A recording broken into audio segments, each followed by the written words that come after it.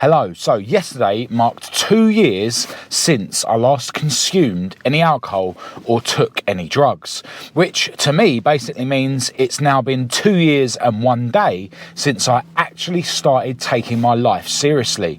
The way I see it is that my whole adulthood up until the 10th of January 2023, I have been an utter waste man loser. Now, I don't beat myself up about that fact. I don't really have any negative thoughts about it, and I don't really have any regrets, although I do acknowledge that a lot of my behaviour in my adulthood has been unacceptable due to my drink and drug problems. To be honest, I'm glad that I'm a drug addict because I feel like I wouldn't have got to where I am now with how I see the world without being a drug addict. And I'm glad that it took me so long to be able to turn my life around, because I believe that big change can only happen when you're ready for it and when it's deserved. And for me, that wasn't until I was 37 years old.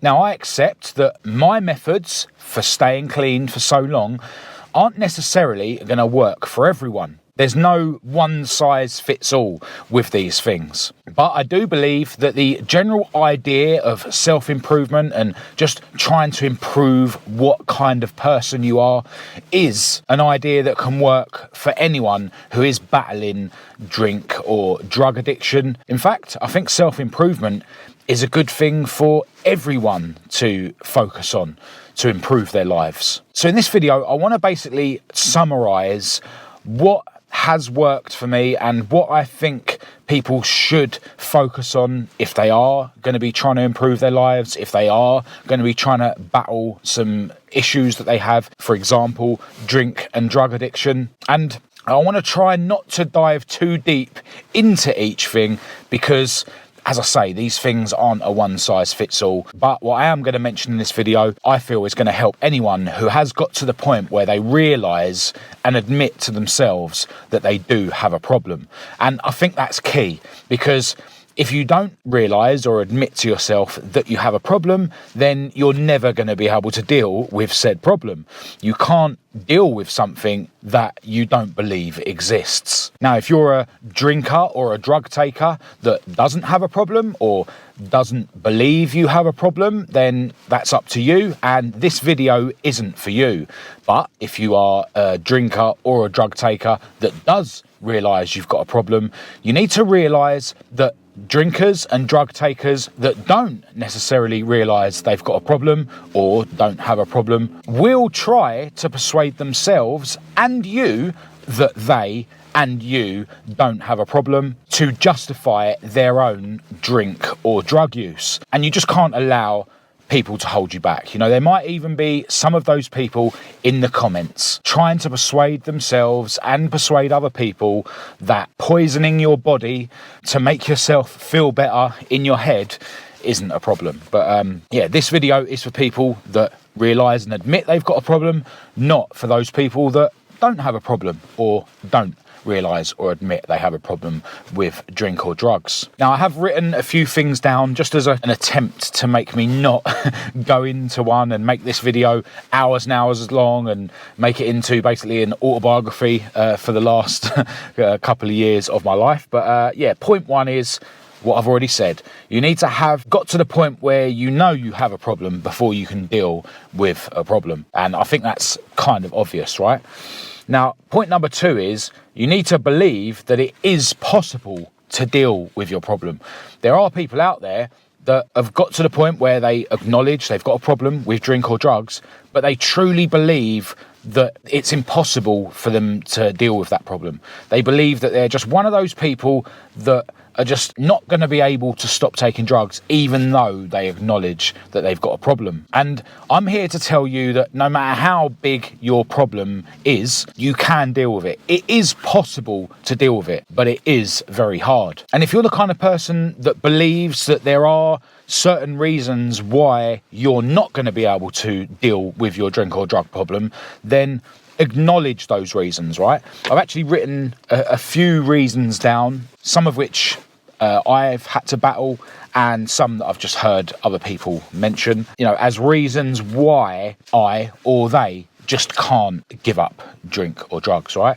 So the first one, a very common problem with people that smoke weed, I'd love to give up weed, but I can't sleep without it. But by that logic, what they're actually saying is, if they could deal with their issues with sleep, deal with their issues with insomnia, then maybe they'd be able to give up smoking weed.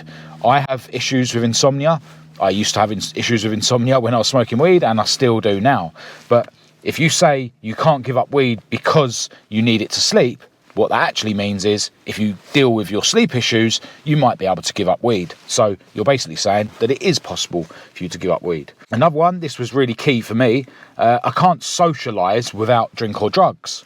Well, again, what you're basically saying there, if you turn it on its head, is if I deal with my issues of being socially awkward, then maybe I'll be able to give up drink and drugs. Next one, I get bored without drink or drugs.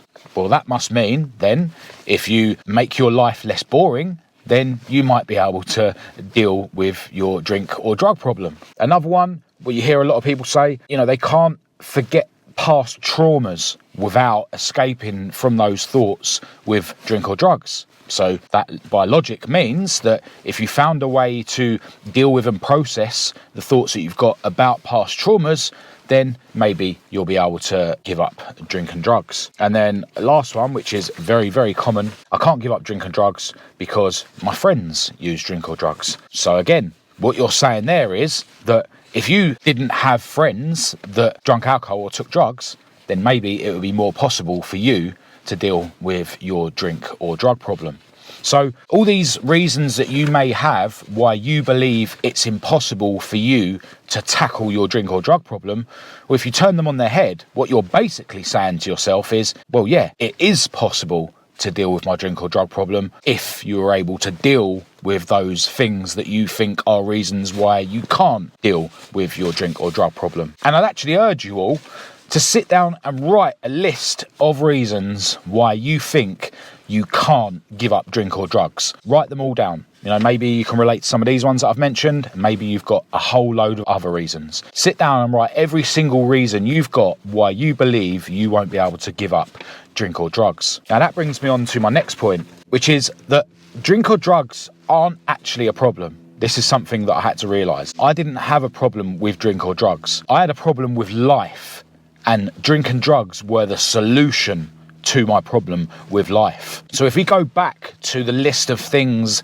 that you feel are the reasons why you're not going to be able to stop drinking or taking drugs, or the reasons why you think it's going to be difficult, you then have a list of things that you need to ruthlessly deal with to be able to give up drinking or taking drugs. Because drink or drugs isn't your problem. Those things that you feel are stopping you from giving up drink and drugs, they're your problems. The drink and drugs are the solution. So go through that list and ruthlessly deal with those problems to make it more possible for you to give up drink or drugs. And when I say ruthlessly, I mean that your sobriety, your desire to stop drinking or taking drugs has to be the most important thing in your life, like the most important thing in your life.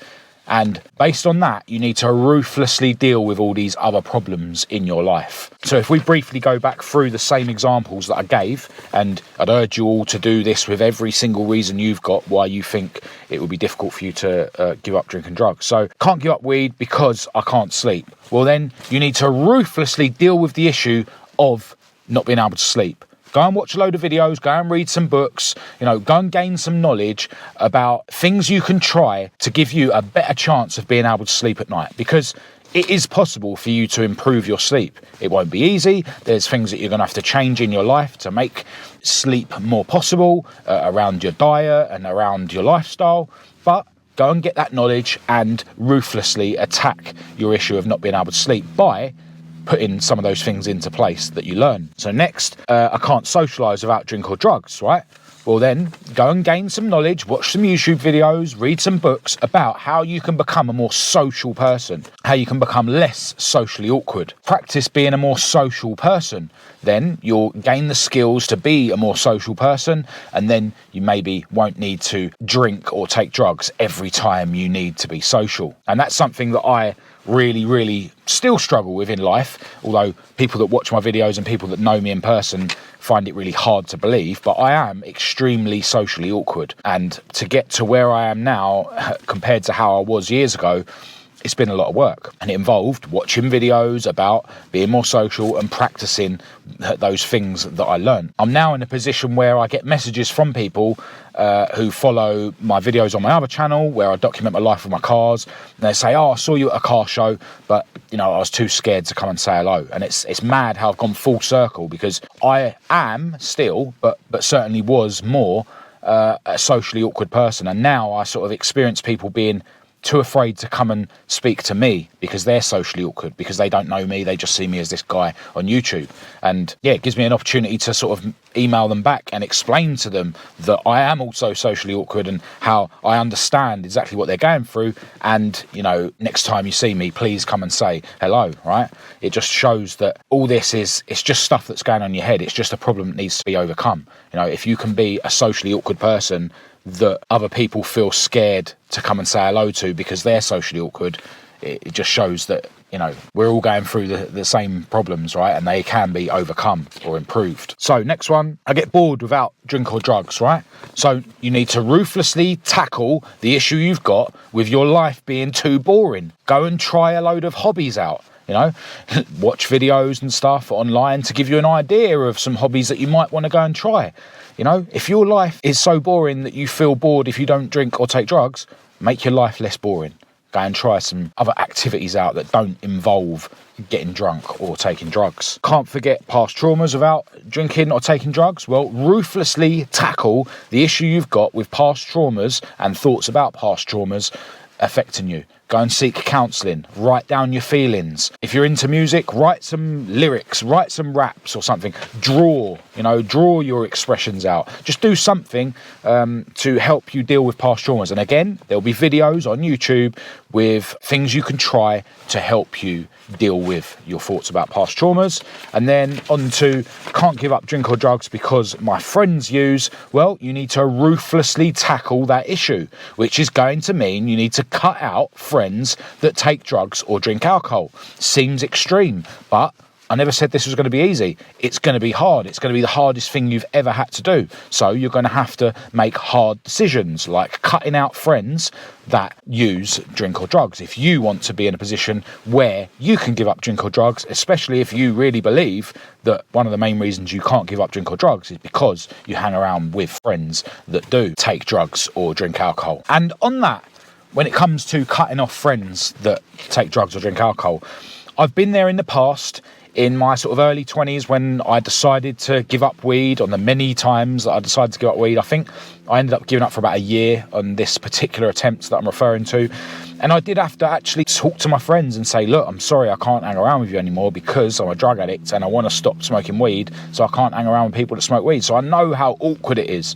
It's horrible, but I also understand how that worked for me. For that year or so, I didn't smoke weed, so I understand how essential it is.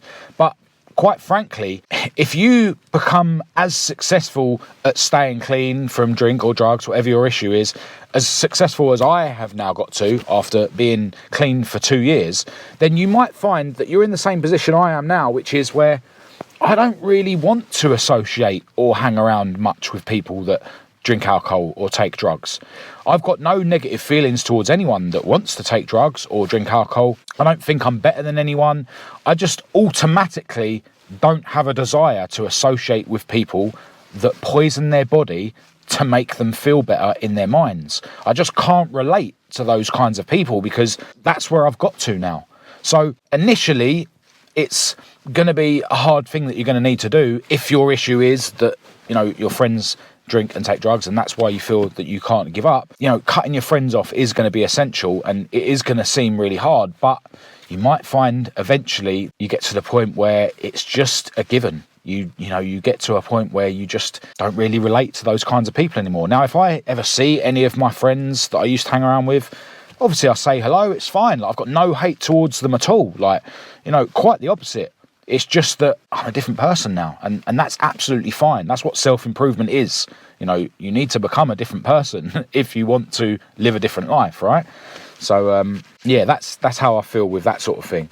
Now, number 4, and it's worth noting that these things that I'm saying, it's not like step 1, step 2, step 3, apart from, realise you've got a problem, realise you can deal with the problem. But, a lot of this you need to be doing all at once, So along with ruthlessly dealing with your list of problems where your drink and drugs are the solution, focus on your physical health.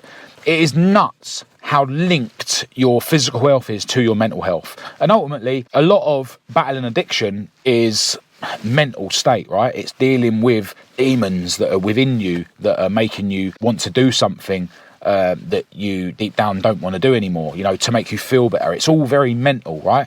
But your physical and mental health are so linked, like it's amazing. So I would say to everyone, do something every single day with regards to improving your physical health, especially if you're a man. Like, the way I look at things now is that as a man, it's your duty to continually turn yourself into a stronger person every day, mentally, but also physically. And they are very linked, as I say. So do some exercise every day. I don't care how busy you are. I don't care how demanding your job is. And don't make the excuse you don't need to do exercise because you've got a physically active job. No, you need to make a point of doing some physical exercise every day for the sole purpose of physical exercise. And a lot of people will say, they don't have time, their lives are too busy. Everyone has got time to bang out one set of push-ups. It will take you 20 seconds. So, even if you're doing that every day, but do it every day, it's well worthwhile, and it's going to improve things immensely. You don't necessarily need to go to the gym every day for 2 hours. Just do something every day, especially if you're the kind of person that right now doesn't do any physical exercise. And your physical exercise will help with everything else, right? It will help you sleep if you have sleep issues. It's going to improve your mood. So if you take drugs and drink alcohol because you're stressed and stuff, well, doing physical exercise is going to help with that. If you smoke weed because you can't sleep, well, doing physical exercise every day is going to help with your sleep. If you're socially awkward, and that's one of the reasons why you drink and take drugs, well, if you're doing physical exercise every day, it's going to make you feel more confident within yourself, especially if over time you start looking better when you look at yourself in the mirror. And these things just multiply, as you start looking better and feeling better, your self-esteem is then going to multiply. It's going to make your mood even better, and it just continues and continues from what is going to start off initially potentially as you just banging out 10 push-ups in the morning every day, which will take you 20 seconds. So focus on your physical health every single day, and it's going to make a massive difference to you tackling your drink and drug problems, believe me. And as I say, as a man especially, it is your duty to do physical exercise every day to make yourself stronger day by day. There is literally no excuse that's valid for any man to not do physical exercise every single day, in my opinion. Now, next thing I want to talk about is diet, right? It's all going to tie in to your physical health. It's all going to tie into your mental health, because one thing that I was kind of shocked to find out when I first sort of started studying about this thing, but it's really obvious now and I've kind of proved it to myself, is your mental health is so linked to your diet. Like, when you start drinking enough water and not eating a load of crap, it's going to help with your physical exercise and help with your physical health, but also help with your mental health, which is then going to help you deal with all the problems in your life that are the reasons why you feel that you need to drink alcohol and take drugs. So again, all this ties into each other, and it should all be done alongside each other. But yeah, diet. First of all, drink loads of water. Like me personally, I drink a lot of coffee throughout the day, and I find it easy to forget to drink water during the day. But what I do every morning when I wake up is I have about 3 or 4 pints of water, one of which I have salt in, because salt actually helps your cells take in the water, so it means that the water hydrates you better. But let's keep things simple. Drink tons and tons of water every day. Drink water when you wake up, and drink water just before you go to bed. Pints and pints and pints of it. Don't allow yourself to not drink water before you go to bed just because you might have to get up and go to the toilet. It's not a valid excuse. Don't allow yourself to not drink tons and tons and tons of water every day because it doesn't taste good. It's not an excuse. Drink water. Like, you're like, what, 70% water or something? Right, battery died. But yeah, drink tons of water. Like, it's key, like, for everything. But as well as that, your diet. Eat healthier foods, yeah? don't eat crap. And don't even start coming at me with, oh, healthy food's expensive and cheap food is bad for your health. Well, maybe that's because the system wants everyone to be unhealthy, but it's something you're going to have to deal with. But I personally believe that healthy food isn't any more expensive than unhealthy food, right? If you're going out at the weekend and spending £100 on 3 grams of sniff, and then doing another £100 behind the bar, I can eat healthily all week for £100. That's for me and my girlfriend. So, I don't buy into this theory that healthy food is too expensive. Eat healthier foods and none of this processed crap. Like, go and get chicken breast and vegetables and eat that. I personally like to have chicken or steak most days, and I just have vegetables with it. I'm not perfect. I don't eat a perfect diet, but I mainly focus on eating things like chicken. I have eggs every day, plenty of eggs every day. My main focus with diet, if I was to simplify it, is to focus on protein. So focus on steak, on chicken, on eggs, and focus on not having too many carbs. But if you are going to have carbs, have vegetables and have fruit. And that's kind of a simple way of looking at it. I also do supplement, vitamins and minerals and stuff like that. But yeah, to keep it simple, eat less of your processed crap, like frozen crap that you just put in the oven, and eat whole food. So go and buy normal chicken breasts and cook them. Go and buy steak and cook it. Go and buy vegetables and cook it. Your boring foods, if you like. Yes, chuck a little bit of sauce on it if you have to make it more bearable, but as much as possible, don't focus on the taste. Don't focus on food that fills you up just because it's full of carbs and tastes great because it's full of crap. Focus on protein. See food as fuel for making you stronger. Now, I love a biscuit binge, probably more than most, right? So I'm not perfect, but for the most part, I focus on protein. I focus on foods that's going to help me become a stronger human being day by day, because as a man, that's my duty. I don't focus on taste, because then it's easy to fall into that habit where you don't want to eat chicken and vegetables because it doesn't taste good. But isn't that the same as taking drugs because it feels good?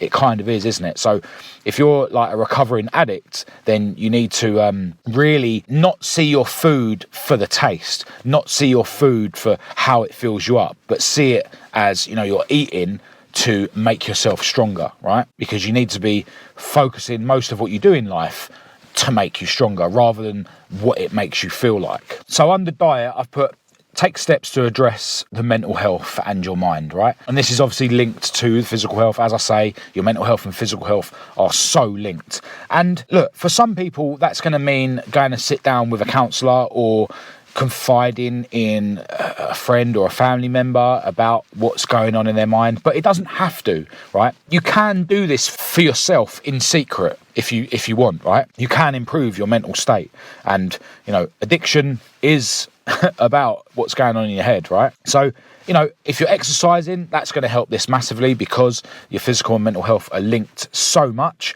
But look at other things. Again, go on the internet, watch some videos about things that are going to help you strengthen yourself mentally, right? Look at meditation. Look at writing journals down or just writing your feelings out. Write music or lyrics, like I said earlier, or draw or create some other kind of art that's going to help you get your feelings out, get your expressions out. And again, you don't have to show it to anyone. Just the act of taking steps to improve your mental health is just going to help you. And, it's all alongside everything else you're going to be doing. And when it comes to things like meditation, things like writing journals and all that, I remember when these kind of things would feel weird, and that would be a reason why you wouldn't explore them, right? It's mad how things that are sort of out of fashion, we don't bother exploring, even though they might really help us out. In the same way that being the kind of person that's actively trying to stop drinking and taking drugs, it's not a very fashionable thing to do, is it? Which is then becomes a reason for people not to do it. And that's the whole thing based around, my friends drink and take drugs, so I can't not, because it wouldn't be a very popular thing, because people might mock you or think of you different. You're not going to go and do something that's ultimately going to help you. or at least explore them. Like, you might have a go at meditation and not like it. You might have a go at writing journals and not like it. But just the act of doing some research online to find all the different things that might potentially help you with your mental health and, giving them a go, it's worthwhile doing until you find one or two things that you think, do you know what? That does make me feel better. I'm going to carry on doing that. But if you didn't sort of research and have a go at these things, then you wouldn't discover those things, and then you wouldn't benefit from those things. But yeah, a lot of these things that aren't very fashionable, they've kind of got like stigma around them. Like, I don't mind talking about things, right? So it doesn't bother me. I've got to the point now where I don't care what people's opinions of me are. I don't care saying to someone, I meditate regularly, but I understand how for some people that would just be like, oh, I'm not telling people I meditate, they're going to think I'm a weirdo, But then when you think about it, it's like, who's going to think you're a weirdo? That guy that puts white powder up their nose just because they can't deal with their life sober is going to think you're a weirdo. Who cares? If it's going to benefit you, give it a go. So yeah, just go and learn about things that could help you mentally and give them a go. And just actively every day try and do things that are going to help you mentally. But in terms of this whole sort of subject of mental health and how you look at the world, for me, a lot of it revolves around trying to live in the present moment. And it's something that I've mentioned on this channel, and I'll try not to bang on about it too much, but it just seems like a lot of mental distress that we cause ourselves is all based around us trying to escape the now and get drawn by our minds into the future or the past. And that's kind of what drug addiction is, isn't it? Because you're trying to escape the now and reach this better time in the future where you're going to be high and you're going to be having a good time, etc., etc. And, depression and stuff. And when you're on a come down, for instance, you're like dreading like the past, aren't you? So, just in general, whenever you're distressed mentally, you'll find if you start practicing watching what your mind's doing by meditating or doing whatever, writing out your feelings, you'll find that a lot of negativity in your own mind is just linked to past and future and not in the now. So a lot of what I try and do to tackle what's going on in my mind involves just living in the present moment as much as possible. Most people, it seems, are always, mentally thinking about either the past or the future, right? All right, battery died again. Not going very well today. But yeah, a good example of not living in the present moment, right, is when you're driving to work. Now, when you're driving to work, you're not actually thinking about driving to work. You'll be thinking about what you said to your missus before you left for work. You'll be thinking about what you've got to do when you get to work. You might be thinking about and dreading what happened yesterday at work and how you're going to have to deal with that when you get to work. So yeah, it's a good example of when you're not actually living in the present moment. Your mind is elsewhere in future and past whilst you're on autopilot driving to work. And that's how most people live their whole lives. They're basically on autopilot doing what they need to do now, but their minds are always in the future or the past. And the way I see it is that the past and the future aren't real. The now is the only thing that is real. The future will not become real until it becomes the now. And the past isn't real, but it was when it was the now. So if you spend your whole life focused on future and past and not the now, then you basically not living your life. You don't have a life. You're living a fake life. And when it comes to worrying about potential things that might come up in the future, not everything you worry about is going to happen, right? So you're wasting mental energy on things that are somewhat never going to become the reality. And what I've found is that when you are focused on the present moment and you focus as much as possible on what you're doing in any given moment rather than worrying about what may or may not happen or worrying about what has already happened, I find that when things come up in life and you need to deal with them, you're better able to deal with them because you haven't worn yourself out worrying about them ahead of time, if that makes any sense. Now, it's okay to reminisce the past. It's okay to learn from what you've been through in the past, and it's okay to plan for the future.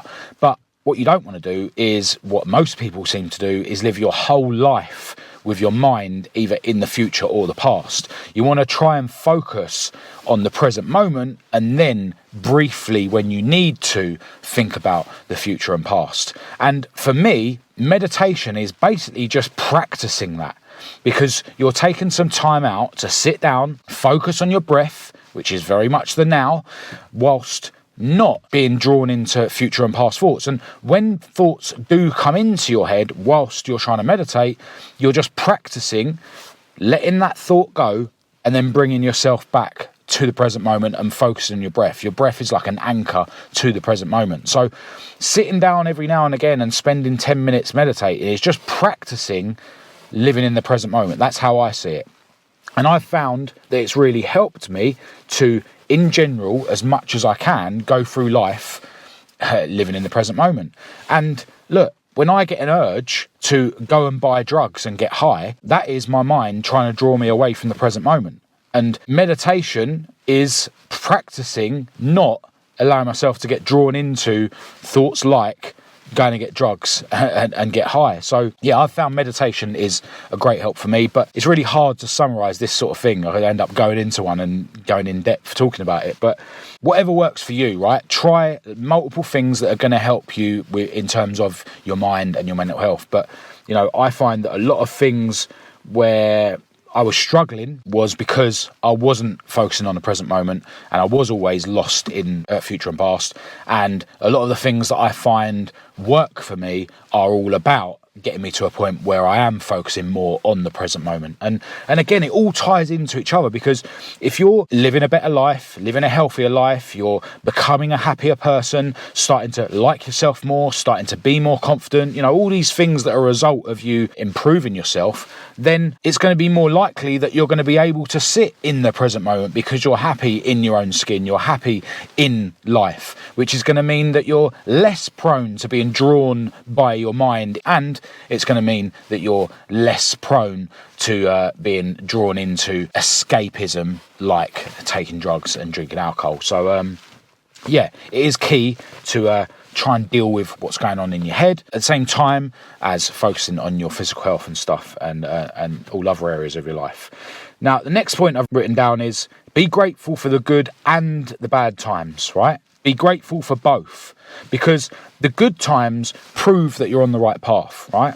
Which is great. But the bad times give you an opportunity to test your newfound strength that you're increasing by focusing on improving yourself. And what I'd say is try not to go to the extremes in terms of the peaks and troughs of your mood, right? Whenever something good happens to you, don't, allow yourself to be like elated about every little win, like as if like, everything's great in the world just because you've had a little win. Because if you're that kind of person, then you're also going to be the kind of person that is absolutely in the dumps, can't even get out of bed, utterly depressed when anything bad happens to you, right? You always want to be sort of happy, sad, rather than happy, depressed. So be grateful for the good and the bad times in a sort of moderate way, right? It doesn't mean don't be happy. It doesn't mean don't be sad when you need to. It's just don't allow yourself to be drawn in so much that your whole world is encompassed by any good or bad feelings, because that's ultimately what drug taking is, isn't it?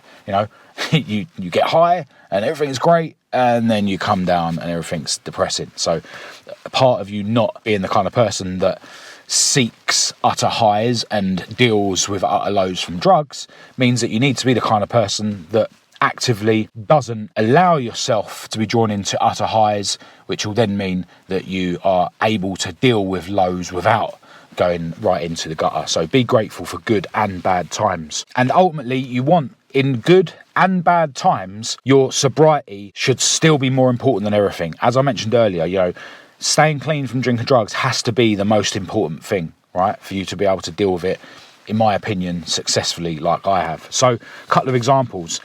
If you win £100 million on the lottery, but fall off the wagon, that is still an utter disaster, right? Staying clean has got to be way more important to you than winning 100 million. To me, that's obvious. But to a lot of people, if they were being honest with themselves, they'd be quite happy to carry on being an utter loser if it meant they had 100 million in the bank, wouldn't they? And the same with the bad times, right? Your sobriety needs to be way more important than any bad times. And this might shock some of you, but this is me speaking the truth, right? I recently lost my mum, as I mentioned in the last video. But look, if your parent dies and you fall off the wagon, then falling off the wagon should be considered the worst of these two things. You know, as harsh as it sounds, I'd rather my mum be dead, like she is, and me stay clean, rather than my mum still being alive now, but me still sniffing cocaine every day and being unable to stop. You know, that's how important my sobriety is to me. So that should help put it into context, you know, how strongly I feel about how important it is to stay clean. Let's put this light on. So that's the end of my list of points that I've written down for this video. And yeah, I wanted it to be very vague and just a summary, but I feel like, this video is already still going to be really long. But the point is that everyone needs to find their own methods and their own ways of staying clean if they want to stop taking drugs and taking alcohol. We're all different. There isn't a one-size-fits-all way of making such utter change in our lives, right? And what I'd say is, put in the comments any ideas that you've got. You know, maybe some of you guys are way further along in your sobriety than I am, and there's some things that you think would be helpful to me or helpful to other people watching this video. You know, put them in the comments, because there's 1,000,001 ways, in my opinion, that people can stay sober, and you know, everyone's got to find their own way. And I feel like I'm on the right path now. I never would have dreamed of being in a position where I am now, where drinking drugs, yeah, I still get thoughts every day, and I'm fully aware that if I were to let my guard down, I would end up back in the gutter taking drugs. But it's got to the point now where I know that I can stay on this path, and I'm so grateful to be where I'm at, because there's been many times in the past where, you know, being in this position now just wouldn't have been a possibility. It's, you know, especially when it comes to the fact that my mum's just died and I'm still able to stay clean. I'm just really grateful to be in a position that I'm in. But yeah, some people just go like heavy into business. Some people go heavy into serving other people. Some people go down the religious route, right? There is just 1,000,001 different routes, and you have to find your own. But I truly do believe that everything that I've mentioned in this video would be relevant for someone that wants to get on a path of sobriety, and then, you know, they can sort of tweak and modify things to suit their individual needs. But I have to be clear, if you're the kind of person that doesn't believe you've got an issue with drink or drugs, or if you're the kind of person that does believe you've got an issue but can't get to the point where you realise that issue is solvable, then this video isn't going to help you. No one's going to help you. There isn't a magic pill. This stuff isn't easy. It's ridiculously difficult. But I've got to the point where I'm glad it's difficult, because I now realise that anything worth doing that's considerable is going to be difficult. That's what gives it value. And it means that the life I'm living now is really worth working for. And it means that I have to keep working at it to deserve it, which again gives it its value. And for those of you that are watching this video and feeling like you can relate to what I'm saying, you know, just accept that there's going to be a whole load of people out there that are potentially, you know, whether they mean it or not, going to try and hold you back from improving yourself. The analogy that you hear a lot is the crabs in a bucket analogy. If you had a bucket of crabs and one of those crabs started trying to crawl out of the bucket, all the other crabs try and drag them down and keep that one crab from escaping. So as well as dealing with everything you need to within yourself, you need to accept that most, or maybe even all, the people around you in your life are not going to be on that journey with you. And in fact, they may actually try to prevent you from staying on your path, whether they mean to or not. I've certainly found that my sobriety has gone through a number of different phases, you know, as I've gone through the journey, right? And that's how life should be. Things are supposed to continually change, and we're supposed to continually grow. But one thing that hasn't changed, thankfully, is the fact that I'm still living a clean life away from drink and drugs. Yeah, sort of example of how things are different now than when I first started this clean spell. When I first started this clean spell, I recognised that I must stop drinking and taking drugs, even though, you know, a strong part of me wanted to continue. But nowadays, I don't want to. I've got to the point where the thoughts still come up in my mind. My mind tries to fantasize about how good it would be to go and see my dealer and get a load of cocaine and start sniffing it and drinking alcohol. But there's no real desire for me to do that. It's just a thought. It's just a thought that I'll probably have forever, and it's a thought that I'm able to deal with. And the way I look now at consuming alcohol or taking drugs is that it's just a way of escaping from life. Now, I'll always say that it's none of my business what other people do. I'm only interested in me, and I'm interested in sharing what I'm doing to help people that are potentially already identifying that they have an issue. I don't care what other people consume, to be honest. That's their business. But ultimately, anyone who drinks or takes drugs, they're just escaping from life. People that don't feel like they have a problem with drink or drugs might be offended by me saying this, but I have the right to see things how I like, and it's none of my business what other people want to do, and it's none of anyone else's business how I now see the world. Because some people out there are able to drink or take drugs moderately, but it's still, in my opinion, a form of escape, right? I've written a couple of examples down here. So even if you drink very moderately to socialise, right, this is still an attempt to escape from your social anxiety. Why don't you just get better at socialising so that you can socialise without alcohol? Similar to what I said earlier on about people that, maybe don't drink or take drugs moderately to socialise, but they do it to the extreme because they feel they need it to socialise. If you feel like you need to have one glass of wine to socialise, why not just learn to socialise without having that one glass of wine? Maybe you drink moderately to relax, which is a nonsense, because although the drink is sedating you so you don't feel the effects, it's a fact that your body and your mind are actually under strain by you drinking that alcohol because you're poisoning yourself. But a lot of people drink to relax, but there are healthy ways that you could relax instead.